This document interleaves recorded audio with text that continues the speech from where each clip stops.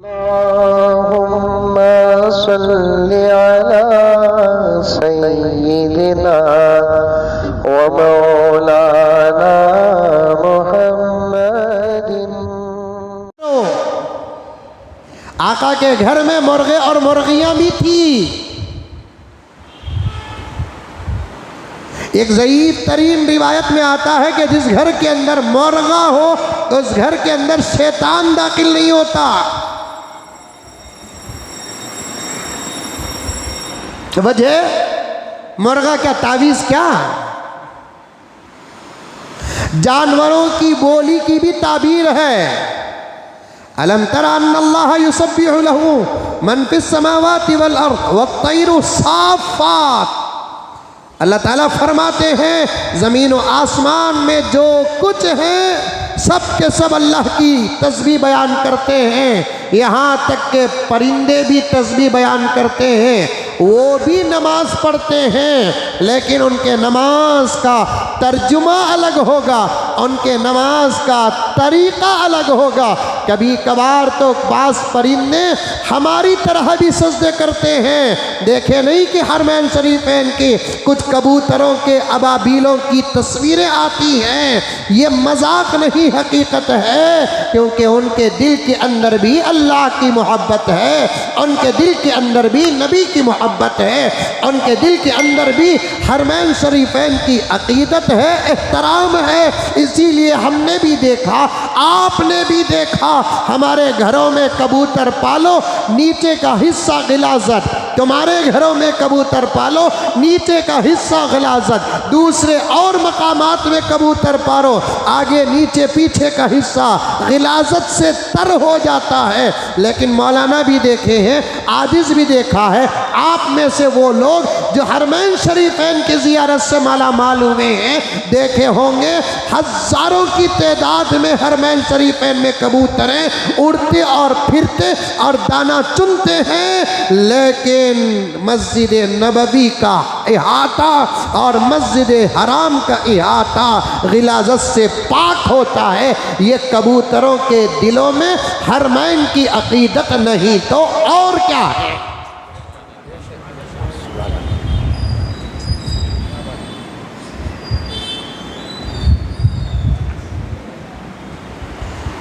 वो जो चू चू करते हैं, टी टी करते हैं, भो भो करते हैं, हमारे नज़दीक तो जानवरों के नामों की आवाज़ है।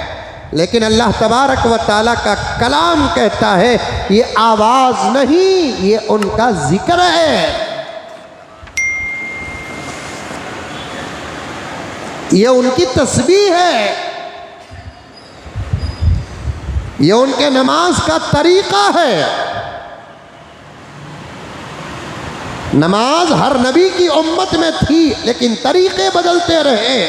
वैसे हर मखलूक में नमाज है, तरीक़े अलग। फरिश्तों की नमाज का तरीक़ा अलग, जिन्नात की नमाज का तरीक़ा अलग। अब जिन्नात की नमाज़ें हमारी नमाज़ों के साथ मिलती जुलती है। दूसरे अंबिया की उम्मतों के नमाज़ों का तरीक़ा अलग और नमाज़ों के अंदर की तिलावत अलग अलग थी, तस्बीहात अलग अलग थे। इसी तरीक़े से परिंदों की तस्बीहात भी है, परिंदों की नमाज भी है, परिंदों की इबादत भी है। इसीलिए पैगंबर ने फरमाया जिस घर के अंदर मुर्गा होता है उस घर के अंदर शैतान दाखिल नहीं होता। क्यों? इसलिए कि मुर्गे का कुड़कुड़ाना हमारे नज़दीक कुकड़ू कूक होता है, दरअसल उसकी आवाज़ की ताबीर है अजान।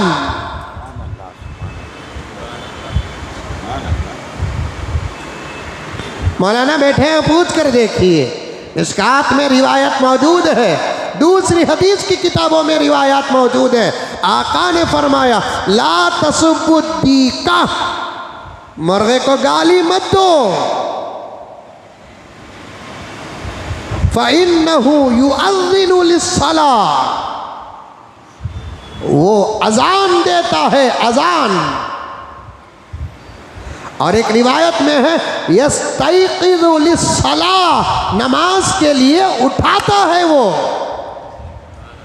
अलार्म के मोहताज हम, उठने उठाने के लिए ताकीद के मोहताज हम।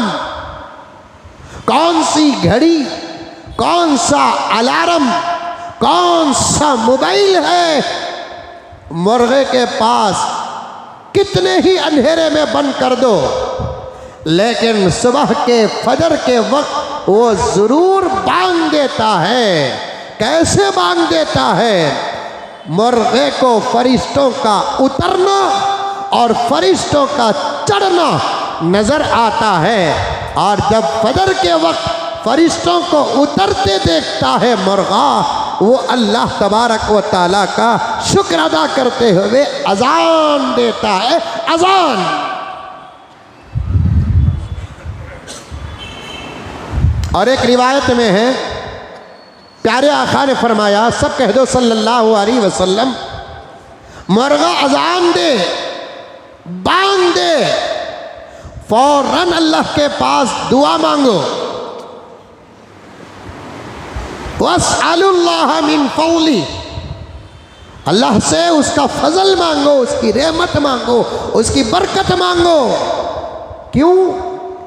शरा में आता है जब मुर्गा बांग देता है, इसलिए बांग देता है कि वो फरिश्तों को देखता है। हम दुआ करते हैं तो हमारी दुआ में फरिश्ते आमीन कहते हैं।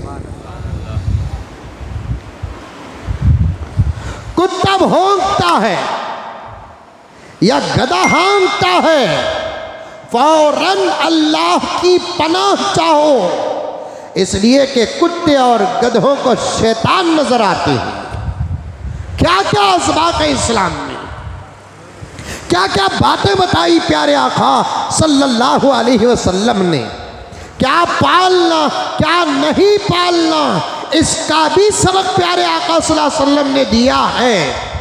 हलाल जानवरों को पालो, वो भी ज़रूरी नहीं, वाजिबात में से नहीं, फ़राइज़ में से नहीं, बल्कि मुस्तहब्बात में से हलाल जानवरों को पालो। लेकिन जब पालते हैं तो उनके हुकूक भी अदा करो। ऐसा नहीं कि आप फिश टैंक बनाकर घर के अंदर रख दिया, मछलियों की देखभाल नहीं करते, इसका असर भी घर की बरकतों पर पड़ता है। छोटे छोटे लव बर्ड्स जिसे कहते हैं, या तोते मैंने लेकर घरों के अंदर खूबसूरती के लिए रखते हैं, उनके खाने और उनके पीने और उनके गर्मी और उनकी सर्दी का अगर आप ख्याल नहीं करते तो फिर उनके बद्दुआ से भी नहीं बचोगे।